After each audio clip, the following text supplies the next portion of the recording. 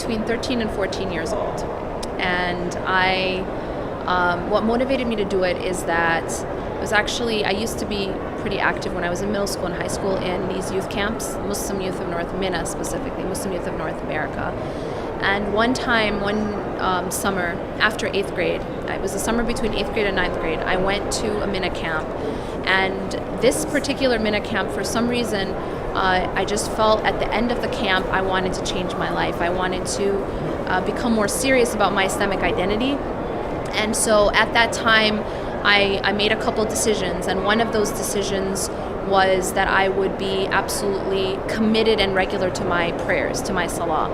And because like a lot of middle schoolers, I was, on and off, and I decided at that point that I was going to be committed to my salah and I was never going to miss my salah. And then it was also at that time that I decided to wear hijab starting before the next school year, so I went into high school wearing hijab. So hijab to me means so many things. It's something that is absolutely a part of my identity now, but most of all, hijab is a symbol of my love of Allah, my love of God, my commitment to the fact that as a woman, I am not to be objectified. There's so much objectification of women in our society and in ads and in media, and I feel like my hijab is a symbol of empowerment, in that it says, it's a symbol for me that represents that I am, what's most important about me is my relationship with my Creator. I'm not to be on display. I'm not a body. I'm not the external, but I am the internal, and it's a decision that I've made to put Allah first, to put my Creator first, and what is beautiful to my Creator is more important to me than what's beautiful to society. From the beginning of my journey with hijab, I feel that I've worn it from the beginning for the reasons that I still wear it today. It was actually a very funny story. When I told my mother when I was like 13, 14 years old, I told her, Mama, I'm gonna start wearing hijab, and her reaction was so funny. I still remember what she said. Her initial reaction was, I'm not forcing you. I was like, we're not forcing you. It was like, yeah, I know, Mama, I want to wear it. So it was just like this further emphasis of the fact that it was my decision. It wasn't anything coming from my society. It wasn't coming from my parents. It wasn't obviously coming from a husband. I was a kid, but it was just something from inside of myself. And so because I had that strong conviction that this is part of my path to God, and I continue to feel that way about it till today. I feel very, very blessed in that. I have this belief about the world around us, and that belief is that when you become very, very firm internally, when you become very firm and strong in your conviction internally, people see that. Like, you give off, people can tell whether you're confident, whether you're firm in what you're doing and what you believe in, or if you're not.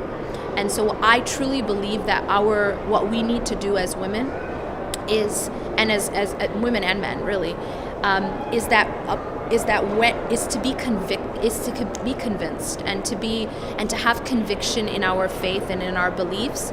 And when we do that, what happens is, no matter who it is, human beings have respect for that. There is a respect for a person, even when you agree with them, even if you disagree with them, but you respect their conviction. And so I think that as long as we are a people of conviction and strength, that comes off. And people, no matter who they are, in general, I've found they respect that. They respect a person who stands up for what they believe in and stays firm in it.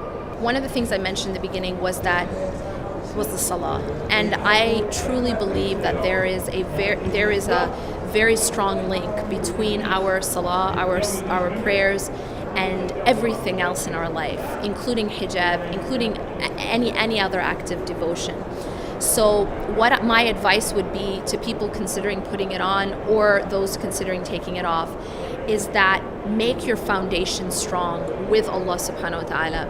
And the best way to make that foundation strong is by building a strong relationship with your salah. And as long as a person does not compromise in that relationship, specifically the commitment to salah and salah on time, as long as a person stays firm in that, anything else will become easier.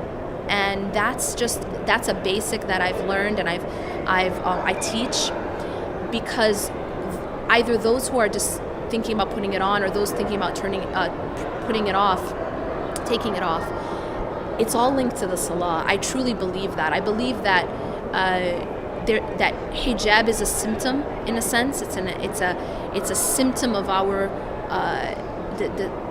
our relationship with Allah subhanahu wa ta'ala. In other words, it's a manifestation. It's one, and let me emphasize, it's one of many manifestations of our relationship with Allah. Because at the end of the day, it's one of many acts of devotion that we do for God. Why do we wear hijab? Because Allah said so. People can give lots of reasons. Yes, I gave the benefits of showing basically making a statement that I'm not objectified. Obviously, that's a benefit. Modesty is a benefit. But what's the actual core reason that we wear hijab? Because Allah said so, and because we are slaves of Allah, and it's part of our sami'na wa ata'na, we hear and we obey. And so, why I'm saying it's a manifestation of our devotion to Allah. And when a person gets to a point where they feel like they want to take it off, or they're having trouble with it, I've had people come to me and ask me that question.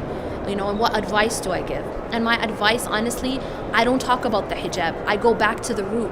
And the root is in the relationship with Allah subhanahu wa ta'ala, specifically in the salah.